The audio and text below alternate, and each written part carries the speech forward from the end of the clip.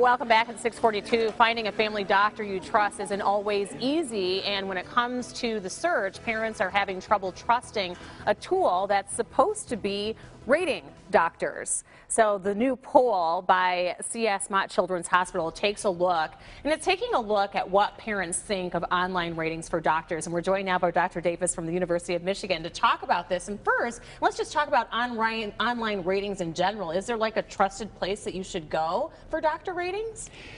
Rhonda, there isn't necessarily a place that's more trusted than another. And in fact, what we focused on in the CS Mott Children's Hospital National Poll on Children's Health is what parents perceive about the ratings they find online. Okay. We found that about 1/3 of parents say they've gone online to find a rating, and 2/3 of those parents who've gone online say they've made a decision either to go for that doctor or not go for that doctor based on their ratings. Okay. But meanwhile, 2/3 of parents overall say they're worried some of these ratings may be fake. Okay. And so I guess an overall look at least this study was that most parents don't really trust the online rating sites. I think we're at a point in time where the trustworthiness of these sites hasn't been established yet.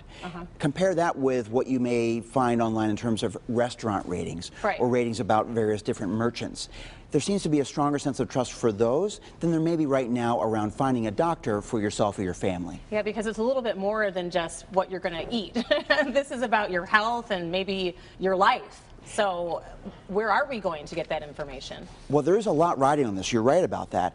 And yet, the interesting thing about it is if you're looking for a doctor, you may also depend on the word of somebody you know, either Absolutely. at work or in your family. And so what we're seeing online is essentially a version of that. The question is, how much do we trust essentially the grapevine rather than online? Yeah, because I think that personal referral or someone in the medical profession referring you, you probably will have more weight than someone online that you don't even know who made that. As a doctor, how do you feel about the online rating systems?